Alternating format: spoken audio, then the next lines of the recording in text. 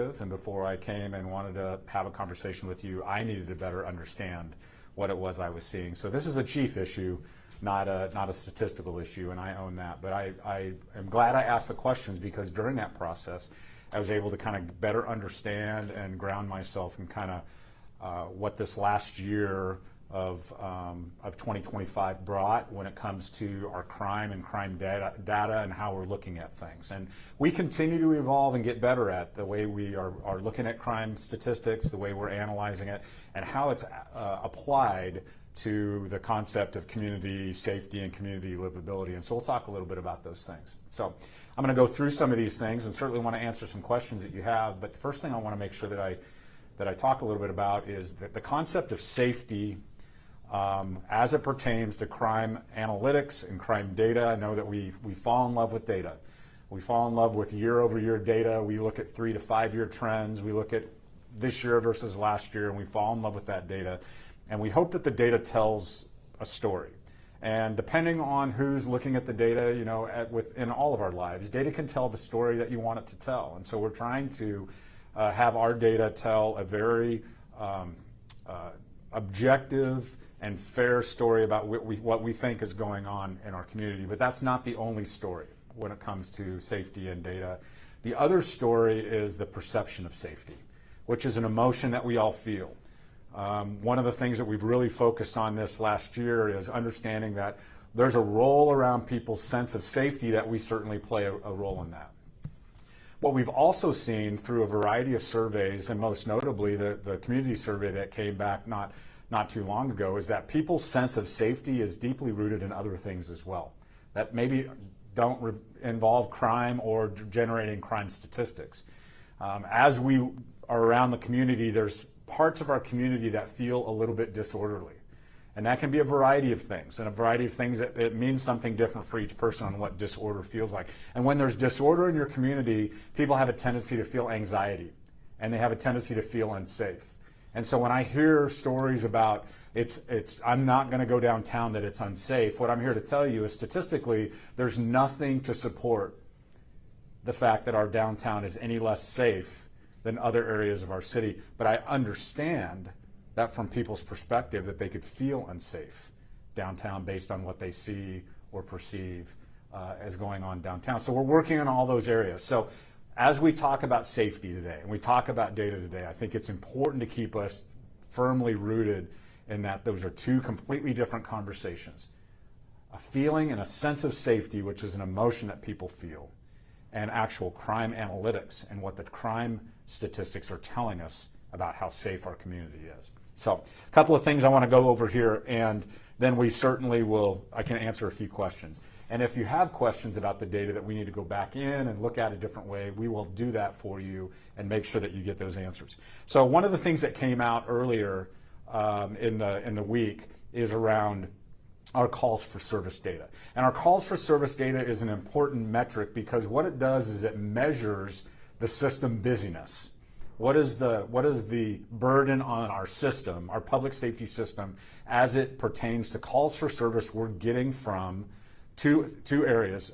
One is citizens' calls for service, and the other one is officer generated. We generate a call for service when we go out to an incident. If I make a traffic stop, which is self-initiated, that generates a call for service. And so there's a couple of different ways to look at it. But our public call for service is the responsiveness that we have to our public and they're calling in. And so over this last year, we've had several adjustments to our calls for service. If you looked at the publication we put out, criminal trespass actually is down 17% as a public call for service, which is a 4-year low. We're having less people call us with what they believe to be trespass issues in the community, 4-year low. Theft from vehicle, which is we call car prowls. Vehicle parked, you wake up the next morning only to find your door open or your window smashed and belongings out of your car. Theft from a motor vehicle down 27%. Now remember, these are calls for service that we're getting from public, down 27%, which is a 10-year low. Burglary. Burglary is a bigger category. Burglary first and second degree. Home burglaries, business burglaries, they're all coupled in there. Down 26% as a call for service from our public, which is also a 10-year low. Interestingly enough, our overdoses are down 24%. It's a 4-year low, and that's an important metric because while it's maybe not necessarily a crime, certainly overdosing doesn't necessarily mean it's a crime. Obviously, possession of the substance that you overdosed on would have been a crime. But it is a key metric in our community to suggest that perspective around disorder. When people see people under the influence or substance use addicted and that are overdosing or in that particular state, that can feel disorderly for people. And that call for service from our public was down 24%, was a 4-year low. Assault, the calls from assaults. Now this will be one of the little bit of the outliers because we did see assault as a crime and as a case tick up in our incident-based reporting model, but the calls for service from what we're getting from our public is 11% down, which is a 10-year low. Unauthorized use of a vehicle, which is just basically our fancy way of saying stolen vehicle, down 27% as a call for service from our public, and that's a nine-year low. And so that's an important metric, is from a system busyness or a burden on the system. That's an important metric that we pay attention to, that we want to be responsive to, because we certainly, when people call, want to be able to be responsive to that. The complementary piece to this, which you will have, is the incident-based reporting. Now remember, years ago, for those of you that have been doing this years ago, we had uniform crime reporting, which was, I believe, 8 or 9 of our most violent crimes that we would report to the FBI. And what it was designed to do is based to give you a percentage based on per 1,000 population. What was your percentage that you would be a victim of these crimes?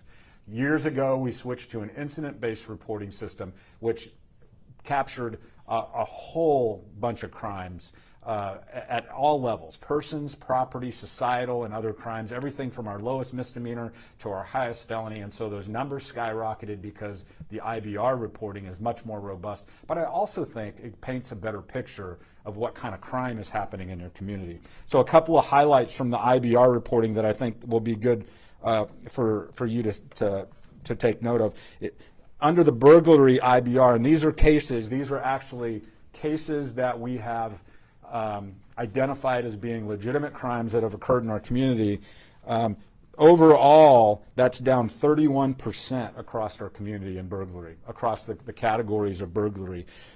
Residential burglary down 33.6%, and business burglary over this last year down 30%. Those are really good numbers, and that's the trajectory we want to see when we think about those burglary numbers. Theft from motor vehicle. Even though I talked about the big number or the lower number of calls for service that we got from our public about that, the actual incidents of theft from motor vehicle are down almost 10%. That can feel very violating for people to have their personal property stolen out of a vehicle, especially when the vehicle's parked in their driveway or close to their home. That really can be an emotional event for them. Theft of a motor vehicle is actually down 34% over this last year. And we can have a lot of conversations about, and we'll continue to have conversations about technology and whether technology is good in that. It's not going to be a shock to you that I'm going to say next that during a short period of time when we had license plate readers in our community, that we saw our motor vehicle theft plummet and our recovery rates go through the roof. And we'll see what the future holds with that technology, but that, I think, was a complementary piece to that. Another really important statistics that you'll find in the IBR reporting is the crime around vandalism or crime damage. So many people call us with having had their property damaged through that, and that is down 33% in 2025 from 2024, and so we're really happy about that number.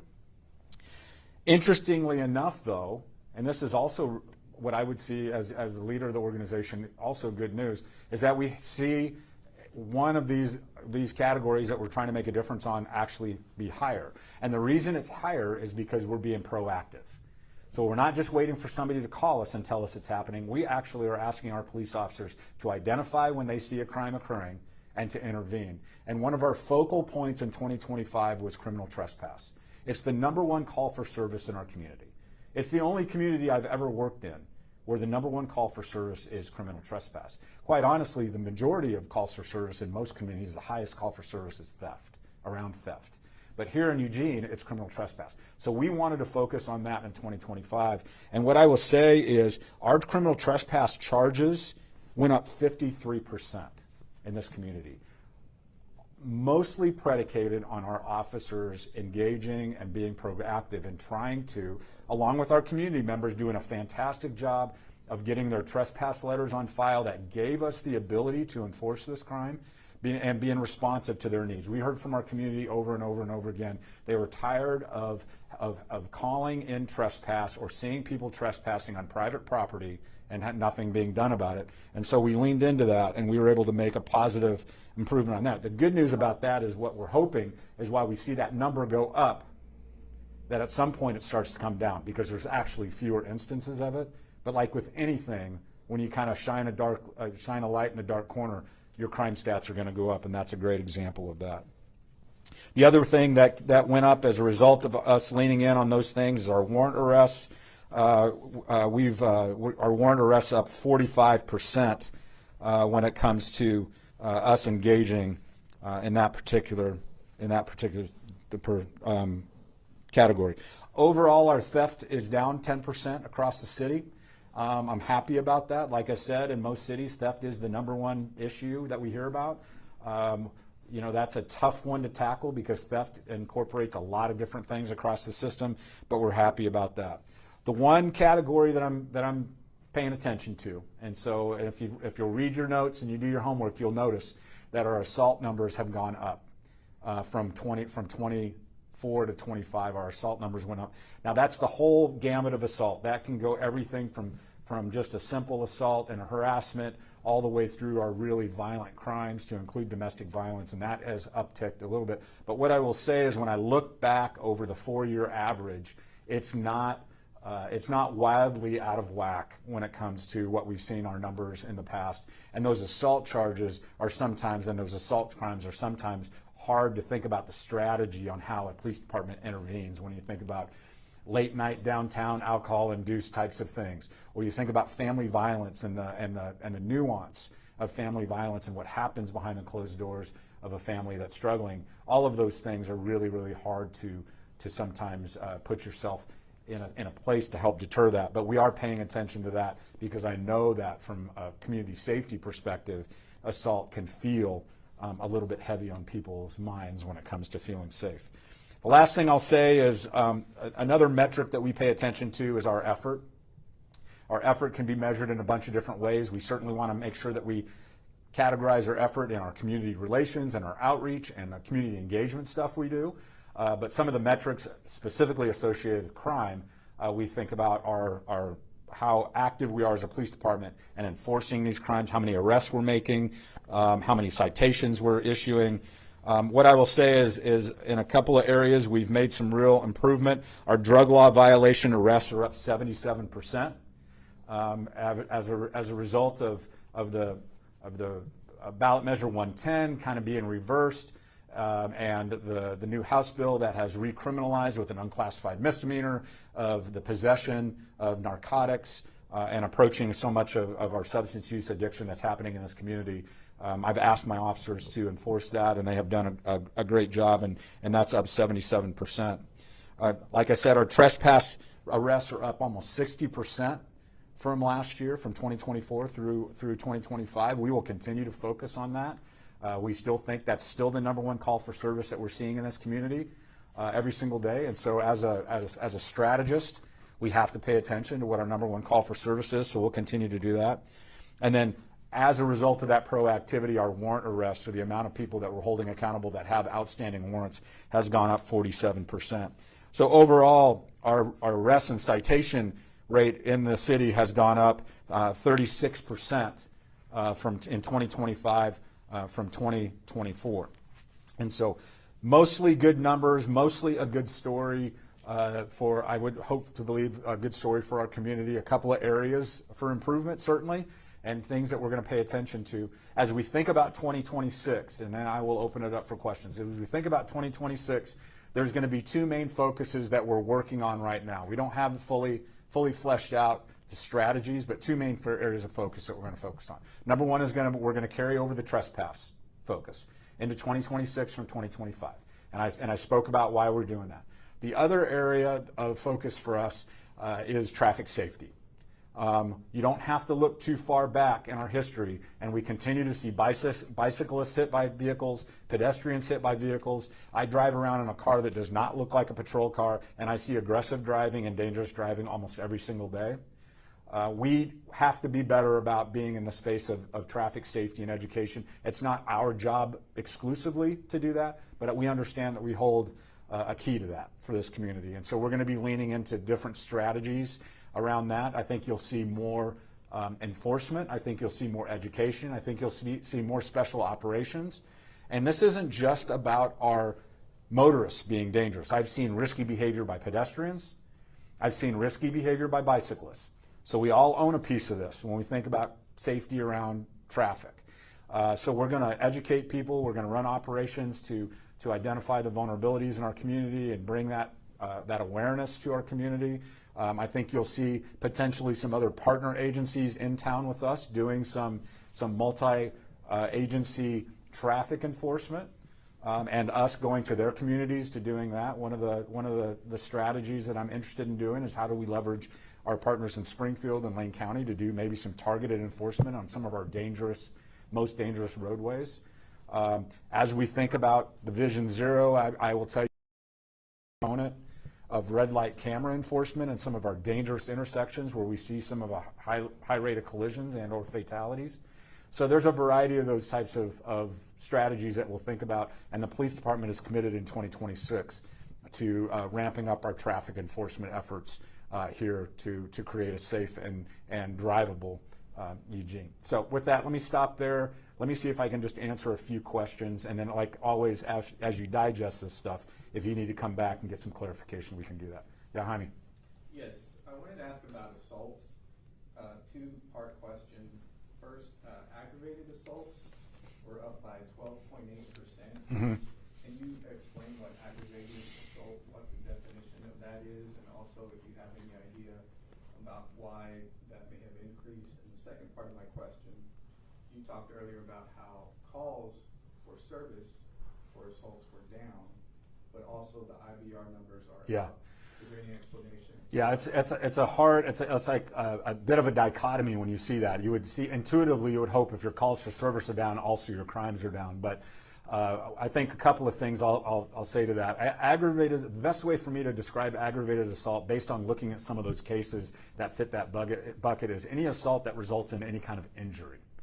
Because we also have in this category under assault, simple assault, which is more of our harassment style assault. So harassment can be offensive physical contact but not result in injury.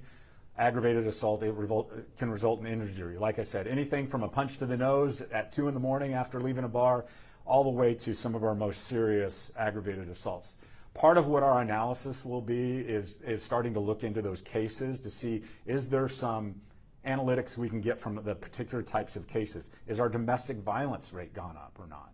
You know, are the assaults pointing to a specific area that have gone up? For instance, you know, are we seeing assaults that are happening with more frequency after midnight and in a certain area where maybe alcohol is being consumed? We want to do that analysis so that we can better see where we can insert ourselves to prevent those things, or work with community partners on maybe how we deal with those. It's not unusual for us to work with, say, for instance, in any city I've worked with, like a bar or entertainment district, on how we are making sure and paying attention to not overserve patrons or do those things in an attempt to bring those conflicts down. That's as an example of maybe a strategy that we would take a look at. So more to come on that. We're going to really do some analytics on that.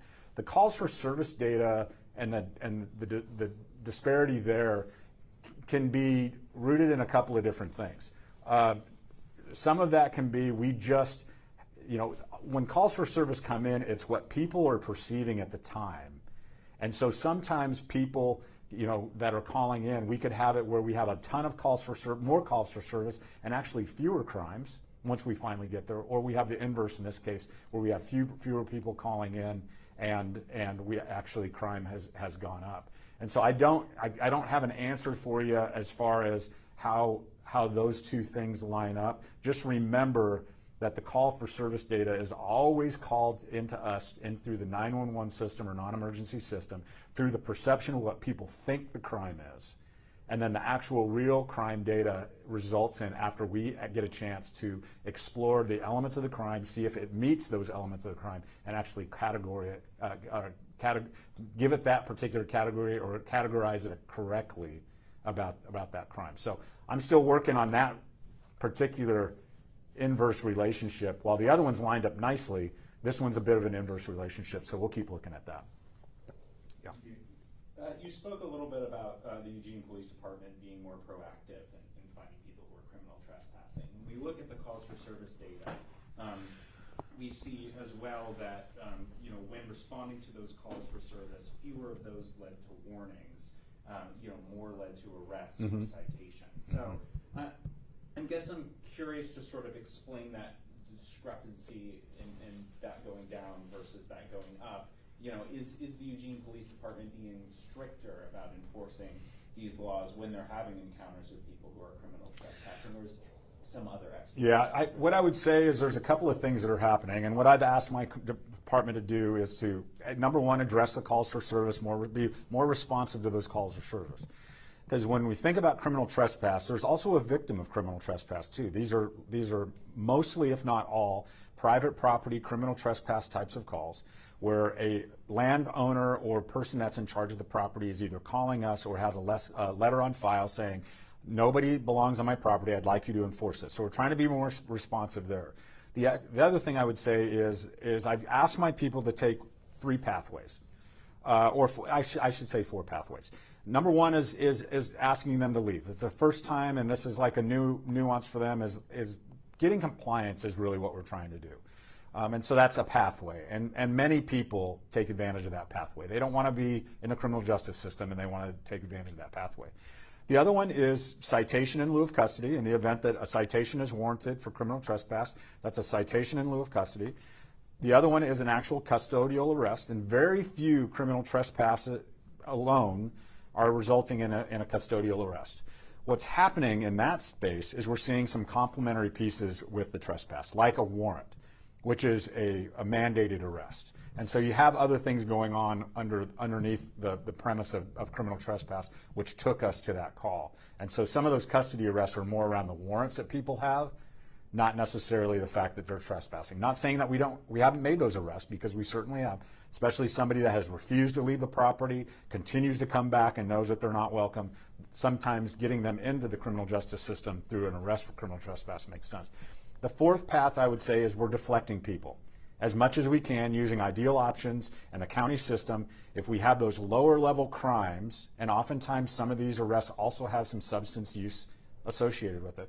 If we have those lower level of crimes and it makes sense, we're trying to deflect these people to get them into a place where we can have an off-ramp for them out of the criminal justice system, and in some cases our healthcare and mental health care system, and get them some accountability through the deflection program, and we've seen great success there. So I'm proud of the officers. They have the discretion, but I'm also proud how frequently they're choosing the lesser path. Quite honestly, the easier path is just to arrest somebody, take them to jail.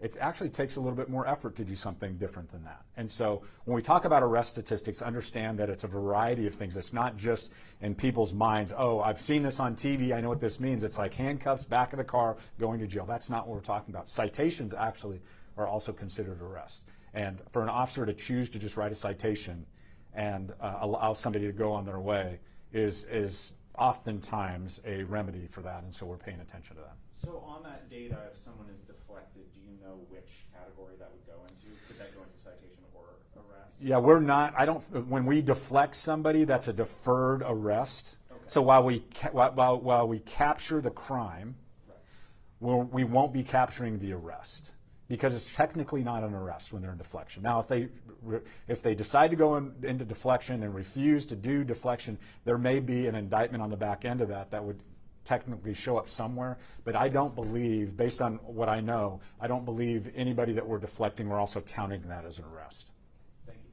Yeah.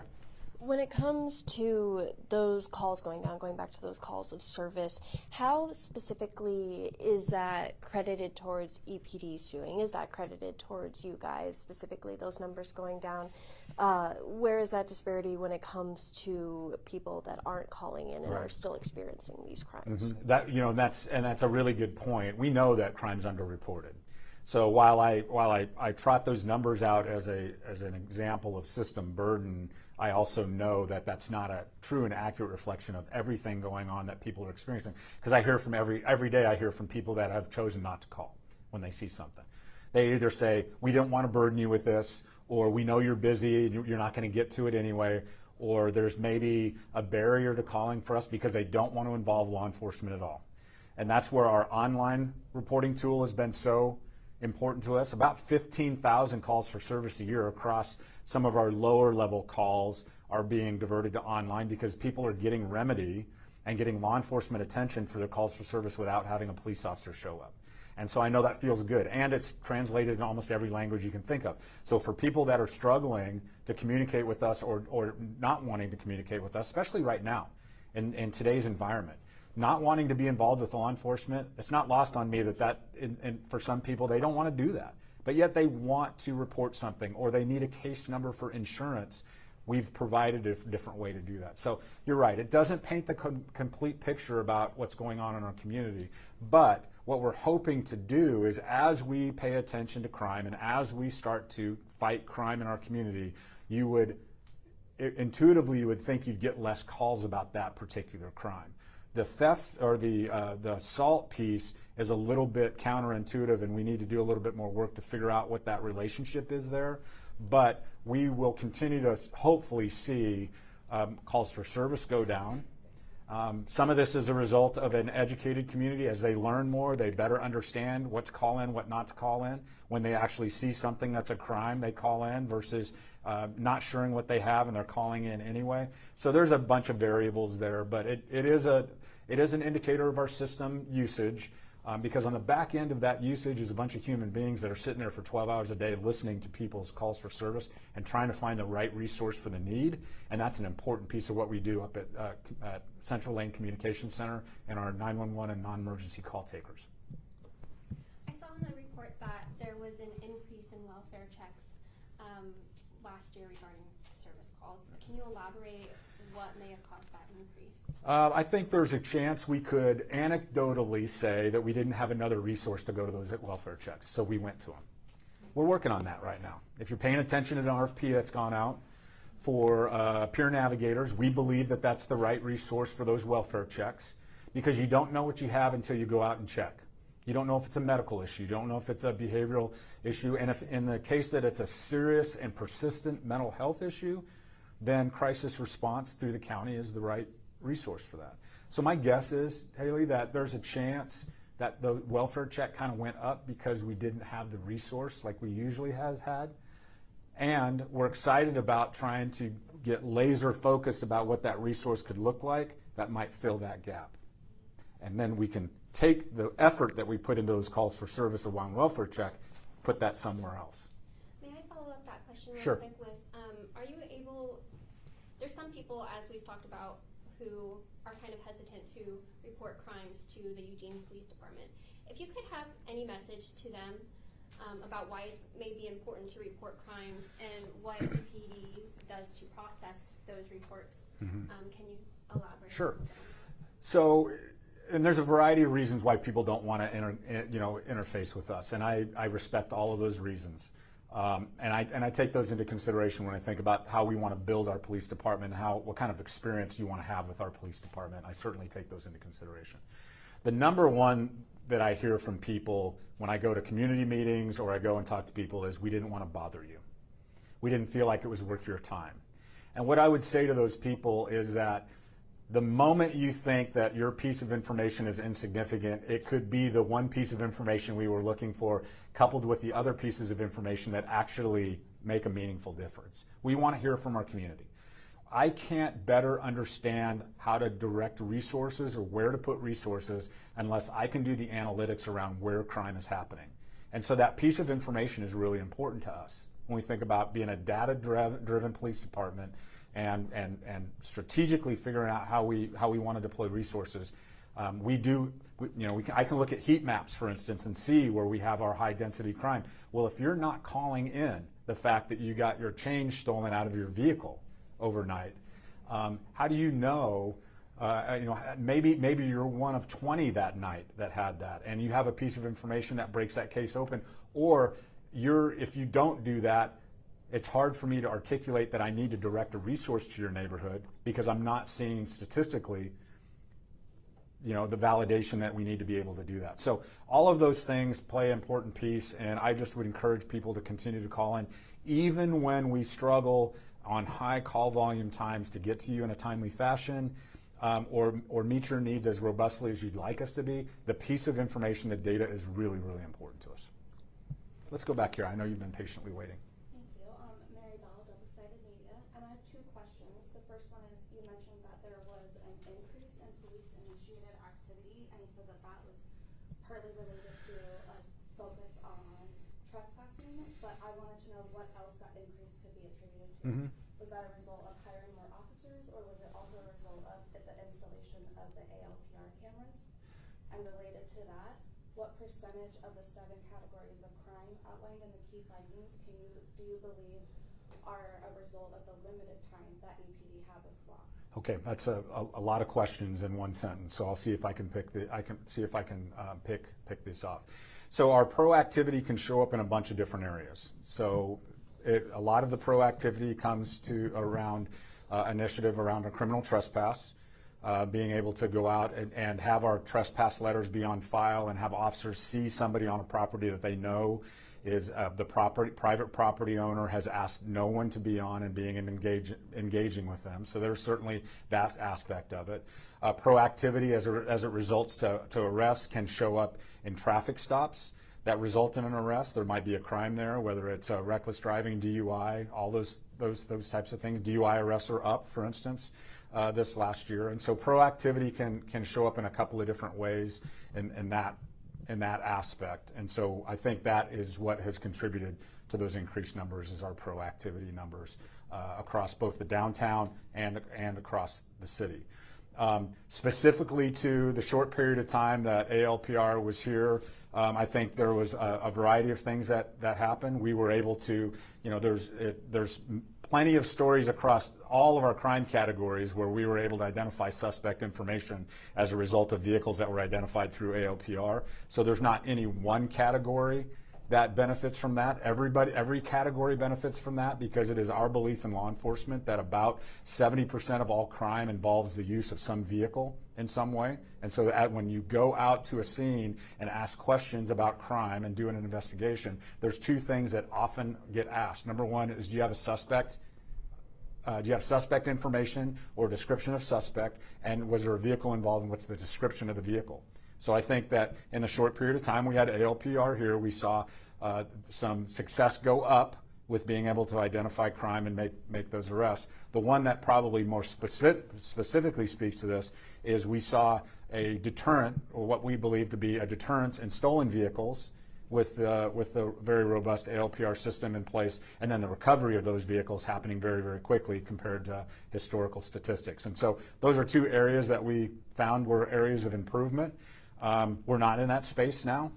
Obviously, we've got a short session of the legislature that's contemplating some rules around ALPR and how they show up in the state of Oregon and our communities. We will wait and see how that shakes out, and we will continue, like we always do, think about technology in a thoughtful way about how we bring a sense of safety to our community. But right now, I don't have any plans for ALPR to come back to the city of Eugene. Yep. Yeah. So to kind of go off of that, with the significant drop in vehicle theft and burglary and stuff, attributing that to the license plate readers, how do you plan on continuing the drop in those numbers and success in those areas? Yeah, that's a great question. I will say that I want to qualify this. ALPR was not here for long enough for me to really be able to say, from a burglary perspective, that made a difference. We caught burglars. I mean, there's some high-profile burglars that were targeting our Asian American community that we were able to catch with ALPR, and some that we didn't catch because we shut them off. Let's just be honest. But the vehicle, the stolen vehicle one is the one that really is going to be interesting for us. We will see the amount of time it takes us to recover stolen vehicles will take longer. Part of what is so important around vehicle theft is holding people accountable that are stealing our vehicles in our community. And one of the ways we do that is actually catching them in the car.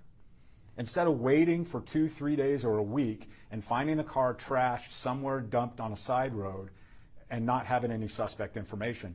One of the things that ALPR did contribute to is our ability to catch people in what we call a rolling stolen. They're in the stolen car that they just stole. We were able to actually make an arrest while recovering the car for the victim. We won't have that luxury all the time. Now we'll get lucky. We'll continue to do our work. We'll continue to investigate stolen vehicles. We'll continue to leverage whatever technology we have. We are still fully committed and engaged to our drone first response program, that if we can get a drone in the air and we have a crime happening, that we can use that technology to help us respond more efficiently and quickly. So we're committed to that, but right now, until we get some clarity around ALPR technology and what makes sense for Eugene, we'll have to go back to kind of the old-fashioned way that we do this. And so while I'm hopeful that the numbers will at least stay static and we can continue to improve on them, I'd be remiss if I didn't say that losing the technology in that particular category of stolen vehicles will be a challenge for us. Yeah. Specifically, going back to arrests and citations and that being up and kind of comparing and contrasting, obviously that's what these are. The statistics are comparing what was happening last year to 2024 to 2025.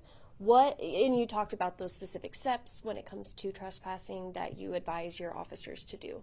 What, again, created that change to have those arrests go up? Mm-hmm. What needed to change within the department versus what you're seeing now and what you're happy about it? No, it's a great question. So first of all, I'm down 22, 23 officers. So it's not like we hired a bunch of officers. I think that was the other part of your question. I apologize. But we're down officers. It's been a challenge post 2020, 2021. It's been a challenge to get us back up to fully staffed. So it's not because we have more officers out there. What I would say that's attributed to is we as a police department made a concerted effort around a shared vision of how we wanted to show up in this community. And as I presented the information to them and said, our number one call for service is criminal trespass, it's a question that answers itself when you say, what should we do about that? Well, we should actually maybe enforce our trespassing laws that are on our books. And coupled with the fact that I was hearing from property owners, frustrated property owners, over and over and over again, that we were not paying attention to them. They were lost in all of this. We're the victims of this crime. We clean up after people leave. We have to replace the windows after they're damaged. We have to clean the graffiti after it happens. It's our victims of the criminal trespass we heard from over and over and over again. And so it was really around just a shared focus that we were going to pay attention to that. I also think that when we pay attention to certain crimes in our community, it has a positive net effect on other criminal behavior. And so criminal trespass could be one of those where we'll see a decrease in other ancillary behavior in and around where people are trespassing. Like, for instance, it wouldn't surprise me in an area that was riddled with trespass if they had a high incidence of, say, car break-ins or burglaries or other crimes, that without the people trespassing in that area, that we see those crimes going down. So I think it has a positive net effect when we're focusing on those certain crimes. And so it really just came down to me setting the direction, and us buying into that vision, and having our community partners come alongside us and choose to fill out the trespass letters and choose to be victims of crime. I think all of those came together to be successful. I'm going to go one last one here because you guys are wearing me out. Just a really quick question. The rollback of Measure 110, Mm-hmm. do you think that also contributed to the increase in arrests because they went up by about 2,300 and the increase in criminal trespass only about 1,000? Yeah, I mean, I think, when you had ballot Measure 110, it was decriminalized to be in possession of those particular narcotics. And when that got rolled back, and what we heard from our community, and we heard from our legislature that under the new House bill is we wanted to create an unclassified misdemeanor and give law enforcement at least some teeth to be able to enforce that. And complementary to that was the deflection program. If you remember, I mean, these arrests are mostly could be drug arrest coupled with warrant arrest, and we're deflecting where we see appropriate, and in other cases we're not. So I do think it's as a result of the unclassified misdemeanor giving us the ability to contact people that we have heard or people are reporting are either dealing small quantities of narcotics, under the influence of narcotics, and suffering from substance use addiction, and being able to kind of step back into that space. And so, generally speaking, drugs, narcotics are infused in many other crime categories, up to and including criminal trespass, theft, shoplift, car prowl, stolen vehicles, burglary. Many of those crimes are driven by somebody that is suffering from substance use disorder. And so that piece is I think, there's a relationship there. And I know you've heard me say this a lot today, and I love having the off-ramp of deflection, because some of those cases, not all of them, but some of those cases are lower level enough cases that deflection makes more sense for those people than taking them to jail and hoping that they get the treatment. But deflection also comes with a level of accountability for those folks, which I think is really, really healthy for our system to have some accountability. So I want to thank you guys for everything. Thanks for the patience. Thanks for coming back 48 hours later. If you have specific questions, you can email Melinda. We'll do a little bit of extra work, and we can answer you via email or however we're going to do it. So thank you again. Thank you. Thank you. Thank you.